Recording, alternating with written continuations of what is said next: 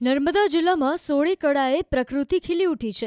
કરજણ ડેમમાં પાણીની સારા પ્રમાણમાં આવક થતાં બેકવોટરથી માંડણ ગામે એક કુદરતી સરોવર આકાર પામ્યું છે.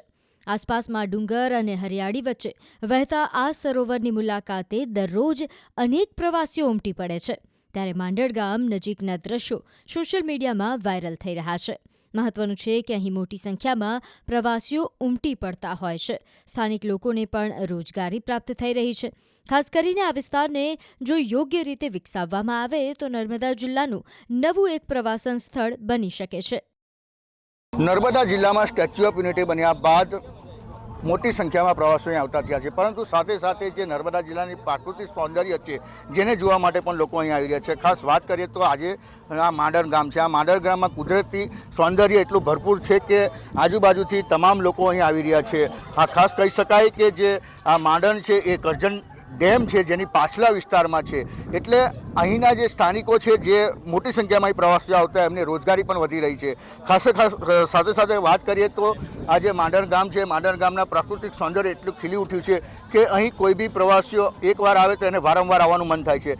હાલ કહી શકાય કે જે માંડણ ગામમાં પ્રાકૃતિક સૌંદર્ય સોળે કળાએ ખીલતા અહીં મોટી સંખ્યામાં પ્રવાસીઓ આવે છે. તેની સાથે સાથે પ્રવાસીઓ આવતા અહીંના સ્થાનિકોને પણ રોજગારી મળી રહી છે. દીપક પટેલ, ન્યૂઝ 18 ગુજરાતી, નર્મદા. અમે વાલિયા ગામથી આવીએ છીએ. ચોમાસાની અંદર આ માંડણ ગામમાં નર્મદા જિલ્લામાં આવ્યું છે, જે ચોમાસામાં ચારે તરફથી ખીલી ઉઠ્યું છે અને લીલોતરી દેખાય છે. અમે આજે રવિવારની મજા માણવા માટે પરિવાર સાથે અહીંયા ભેગા થયા છે અને દર વર્ષે અમે આવીએ જ છે.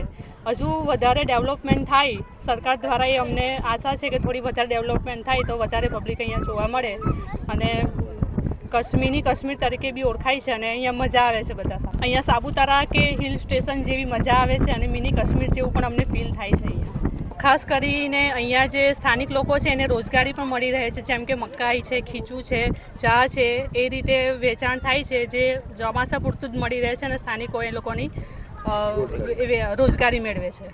વાલિયાથી આગળ નેત્રંગ પાસે 20 કિલોમીટરના એરિયામાં માંડણ ગામ આવ્યું છે, જ્યાં ચોમાસાની ઋતુમાં અહીંનું વેધર એકદમ ખીલી ઉઠ્યું છે.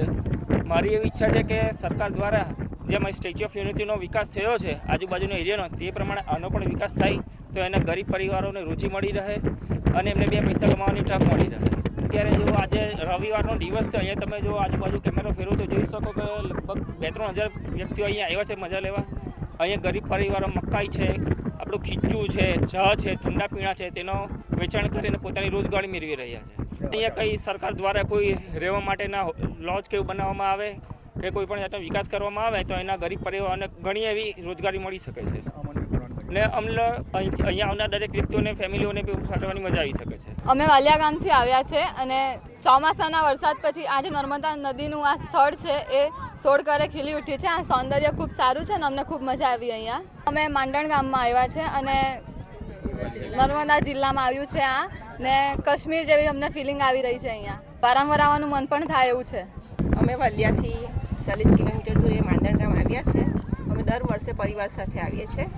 અહીંયાનું કુદરતી સૌંદર્ય સોળે કળાએ ખીલી ઉઠે છે ચોમાસામાં. સ્ટેચ્યુ ઓફ યુનિટી બન્યા પછી માંડણ ગામ પ્રવાસીઓનું સંખ્યા વધુ આવે છે. અહીંયા થોડું સરકાર દ્વારા થોડું વધારે ડેવલપિંગ થાય તો થોડું વધારે સારું રહે.